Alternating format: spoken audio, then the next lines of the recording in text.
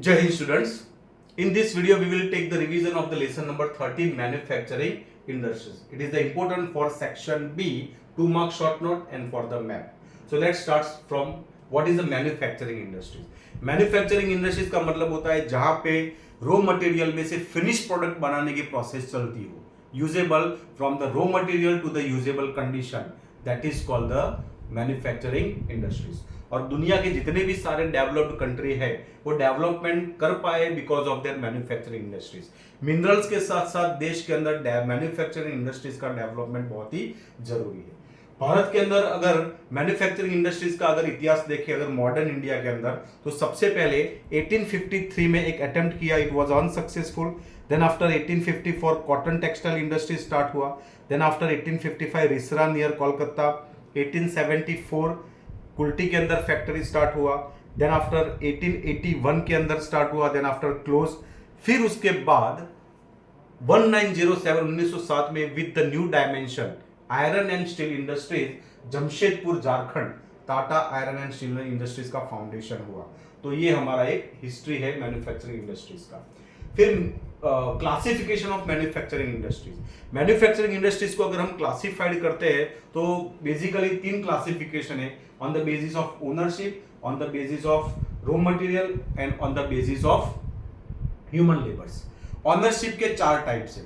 एक तो पब्लिक मतलब गवर्नमेंट उसका मालिक होता है. सेकेंड उसका प्राइवेट मतलब कोई इंडिविजुअल पर्सन उसका ऑनर होता है.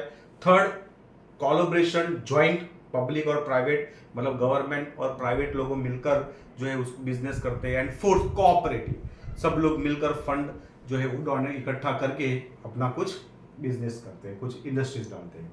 तो ये हो गया उसका ऑनरशिप के हिसाब से. उसका ह्यूमन लेबर के हिसाब से उसके 2 टाइप्स है. एक स्मॉल स्केल इंडस्ट्रीज जहां पे कम मजदूर काम करते हैं, स्मॉल स्केल इंडस्ट्रीज ज्यादा मजदूर काम करते हैं, that is a large scale industries. और अवेलेबिलिटी के हिसाब से मतलब रॉ मटेरियल के हिसाब से उसके 2 टाइप्स है. Agro based industries, mineral based industries. जहां से रॉ मटेरियल एग्रीकल्चर में से आता है, कॉटन है, शुगर कैन है, जूट है, शर्ट बनता है, जैगरी बनता है, शुगर बनता है, that is agro based industry. और आयरन, स्टील, एल्यूमिनियम, कॉपर, ये सब है, that is the mineral based industry. तो cotton based agro based industry में सबसे पहले हम लेते हैं कॉटन टेक्सटाइल इंडस्ट्रीज, जो सबसे ज्यादा एम्प्लॉयमेंट देता है. अप्रोक्सीमेटली 3.5 से 4 करोड़ लोगों को एम्प्लॉयमेंट देता है भारत के अंदर cotton textile industries. Cotton textile industry का इतिहास अगर देखें तो वो सबसे पहले मुंबई के अंदर, जिसको हम कॉटन पॉलिश सिटी कहते हैं, स्टार्ट हुआ था. फिर बाद में Ahmedabad, Gujarat is the centre for the cotton textile industries.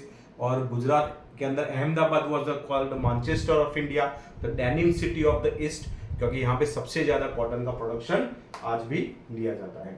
तो अहमदाबाद के सेंटर जो है वो ये लेसन के अंदर से आपको सेंटर बताने का आ सकता है कि भाई कॉटन सेंटर बताओ, तो आप अहमदाबाद है, पोरबंदर है, वडोदरा है, फिर मुंबई सेंटर है महाराष्ट्र के अंदर. तो कॉटन के जो पेज नंबर आपके टेक्स्ट बुक के अंदर पेज नंबर 105 के ऊपर डॉट से आपको जो दिया गया है वो कॉटन सेंटर दिए हैं. वो आप एक स्टडी कर देना कि भाई कौन कौन से सेंटर जो है वो आपको खास कौन कौन से स्टेट में आपको इंडिकेट करने हैं, वो एक सेंटर आपको इंडिकेट करना है मैप के अंदर. फिर इसके बाद है jute textile industries. Jute textile industries जो है वो सबसे सेकंड नंबर पे आती है. जूट के लिए बहुत ही फेवरेबल कंडीशन, क्लाइमेट चाहिए कि भाई उसको डेल्टा रीजन वाली उसको जमीन चाहिए, पानी ज्यादा चाहिए. जहां पे वेस्ट बंगाल में सबसे ज्यादा हमारे देश के अंदर 80% जूट जो है वो वेस्ट बंगाल प्रोडक्शन लेता है. जूट का जो यूज होता है कि भाई वो सैक बैग और ये डेकोरेशन आइटम और ये सब झाड़ू ये सब बनाने के लिए यूज होता है जूट टेक्सटाइल इंडस्ट्री. और कॉटन टेक्सटाइल हो या तो जूट टेक्सटाइल हो, facing the problem because of the competition and because of the shortage of the labor and the shortage of the material. Jute textile industries अगर पूछे तो सबसे ज्यादा वेस्ट बंगाल कोलकाता के अंदर आप उसका सेंटर बता सकते हैं जूट टेक्सटाइल इंडस्ट्रीज का. और आंध्र प्रदेश के अंदर बता सकते हैं. तो अलग अलग सेंटर जो है वो 10% जो that is the taken the productions of the Andhra Pradesh of the jute textile industries. उसके बाद है सिल्क टेक्सटाइल इंडस्ट्रीज. सिल्क जो है वो भारत का सबसे पुराना ट्रेडिशन हमारा जो इंडस्ट्रीज है, सबसे पुराना जो ट्रेडिशनल इंडस्ट्रीज है वो सिल्क टेक्सटाइल. 4 प्रकार के जो सिल्क है वो भारत के बहुत ही फेमस है. And this 4 types is known as mulberry, eri, tasar and muga. ये 4 प्रकार के सिल्क जो है वो भारत के बहुत ही फेमस है। उसके सेंटर आपको आ सकते हैं भाई, सिल्क टेक्सटाइल इंडस्ट्रीज को सेंटर बताओ तो श्रीनगर है, बारामुल्ला है, वाराणसी है जो यूपी के अंदर आया हुआ, श्रीनगर बारामुल्ला जो है वो कश्मीर के अंदर आया हुआ। ये सेंटर को आपको स्टेट में जाके इंडिकेट करके बताना है। फिर उसके बाद woollen textile industries, woollen textile industries जो स्टार्ट हुई वो सबसे पहले हमारे देश के अंदर एज अ कॉटेज इंडस्ट्रीज में स्टार्ट हुआ था, मतलब घरेलू उद्योग में ये स्टार्ट हुआ था। लुधियाना है, पंजाब एक गर्म कपड़े का जो बिजनेस है, हम विदेशों को भी ये गर्म कपड़ा एक्सपोर्ट करते हैं। सिंथेटिक टेक्सटाइल इंडस्ट्रीज जो सबसे ज्यादा कंपटीशन देता है कि भाई आज हम देख सकते हैं कॉटन है, सिल्क है, जूट है, फेसिंग द प्रॉब्लम। तो सिंथेटिक फाइबर एक ऐसा मटेरियल है जो रिंकल नहीं होता, जिसको करचली नहीं पड़ती, जिसको बहुत ही मतलब चीप है, इजी अवेलेबल है, इसलिए जो इंडस्ट्रीज का डेवलपमेंट ज्यादा हुआ है। सूरत, कानपुर, मुंबई, अहमदाबाद, कोलकाता ये सेंटर है। शुगर इंडस्ट्रीज, शुगर जो इंडस्ट्रीज है वो शुगर इंडस्ट्रीज के लिए एक आप फैक्ट्स याद रखना है, sugar industries near located the sugar cane farm, क्योंकि 24 घंटे के अंदर अंदर उसका जूस जो है वो ड्राई ना हो जाए, इसलिए उसको इंडस्ट्रीज में पहुंचाना जरूरी है। तो शुगर कैन जो फार्म होते हैं उसके नजदीक उसको किया जाता है। तो उत्तर प्रदेश है, तमिलनाडु है, महाराष्ट्र है, गुजरात के अंदर बारडोली, गणदेवी, सूरत, कोडीनार, तलाला ये गुजरात के सेंटर है। फिर उसके बाद है mineral based industries. Mineral based industry में सबसे इंपॉर्टेंट है iron and steel industries. Iron and steel industries आगे जैसे हमने पढ़ा 1907 में सबसे विद द न्यू डायमेंशन के भाई जमशेदपुर के अंदर Tata iron and steel industries establishment हुई। फिर आयरन एंड स्टील इंडस्ट्रीज के जो सेंटर है पेज नंबर 107 टेक्स्ट बुक के अंदर कि भिलाई छत्तीसगढ़ के अंदर, राउरकेला उड़ीसा के अंदर, फिर वाराणसी, विजयनगर एंड भद्रावती इन कर्नाटक, हजीरा इन सूरत, ये सब सेंटर है जो आपको 1 मार्क्स में मैप में ही आ सकते हैं। और इंडिया जो है वो वर्ल्ड के अंदर ranks 5th in the world in the productions of the that is the iron and steel industry. Bharat ने सेल करके एक ऑर्गेनाइजेशन बनाया स्टील अथॉरिटी इंडिया लिमिटेड, जिसके अंदर सारे जो कंपनियों का कोलैबोरेशन कर दिया है, लेकिन फिर भी Tata iron and steel industries हमारे देश के अंदर एक प्राइवेट जो है वो इंडस्ट्रीज है। फिर aluminium refining industries, aluminium refining industries iron and steel industries के बाद सबसे इंपॉर्टेंट है बॉक्साइट इज वेरी नेसेसरी। जहां पे बॉक्साइट एंड हाइड्रो इलेक्ट्रिसिटी की अवेलेबिलिटी सबसे ज्यादा होती है वहां पे होती है एल्यूमिनियम रिफाइनिंग इंडस्ट्रीज। फिर copper refining industries, copper refining, copper के बारे में आप जानते हो भाई, कॉपर में से सारे जो इलेक्ट्रॉनिक और इलेक्ट्रॉनिक्स आइटम जो बनती है, जो सबसे पहले ICC Indian Copper Corporation at Ghatshila in Jharkhand, Jharkhand के अंदर जो घटशिला है वो आपको मैप के अंदर आ सकता है, झारखंड घटशिला कहां पे आया, वहां पे कॉपर रिफाइनिंग इंडस्ट्री।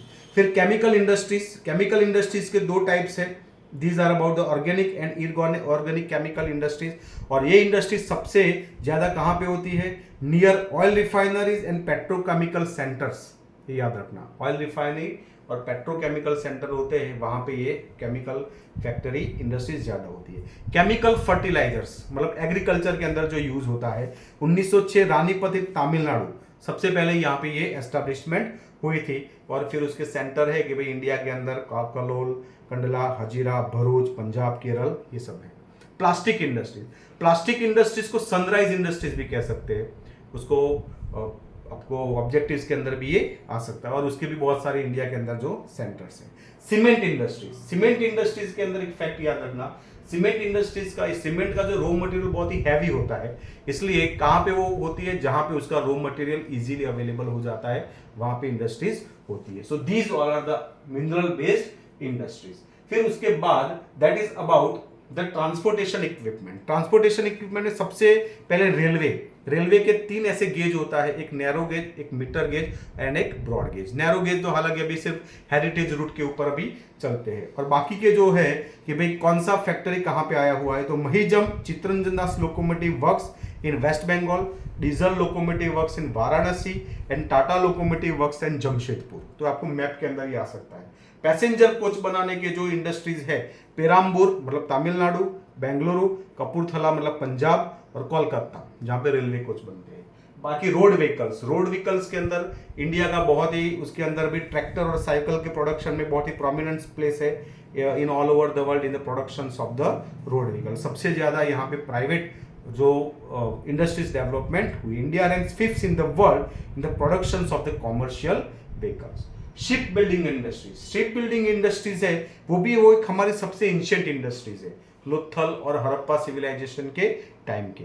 इंडिया के अंदर जो कोची, विशाखापट्टनम, मुंबई, मार्मागोवा, अगर हम ईस्टर्न साइड देखें तो ये सेंटर है, वेस्टर्न साइड के देखें तो मुंबई है, मार्मागोवा है, कोची है, ये जो वेस्टर्न साइड के सेंटर है, विशाखापट्टनम है, चेन्नई है, ईस्टर्न साइड के जो सेंटर्स है।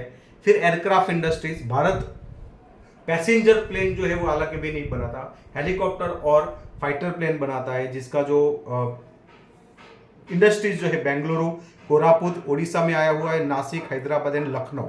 लास्ट द इलेक्ट्रॉनिक इंडस्ट्रीज के लिए याद रखना silicon valley of India Bengaluru, जहां पे ये आया हुआ है, सिलिकॉन वैली ऑफ इंडिया, जिसको कहते हैं बेंगलुरु को कहते हैं, जो जहां पे सबसे ज्यादा इलेक्ट्रॉनिक्स इंडस्ट्रीज का वहां पे डेवलपमेंट हुआ है। So these are about the electronics industry. And last, industrial pollution and remedies, बहुत इजी टॉपिक है। ये सारे इंडस्ट्रीज हो, चाहे एग्रो बेस्ड हो या चाहे मिनरल बेस्ड हो, पॉल्यूशन फैलाते हैं।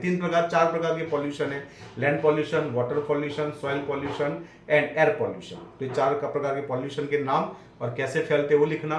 एंड लास्ट में रेमेडीज, किस तरीके से एयर पॉल्यूशन को कंट्रोल कर सकते हैं, एयर स्क्रबर लगाकर, एक्ट बनाकर, और अलग अलग प्रकार के जो रूल्स एंड रेगुलेशन से वाटर पॉल्यूशन कैसे रोक सकते हैं कि भाई डंप करके प्रॉपर उसका ड्रेनेज सिस्टम करके, फिर land pollution and noise pollution वो कैसे कंट्रोल करते हैं। So these are about the remedies. So these are about the revision of the lesson number 13 manufacturing industries. Jai Hind.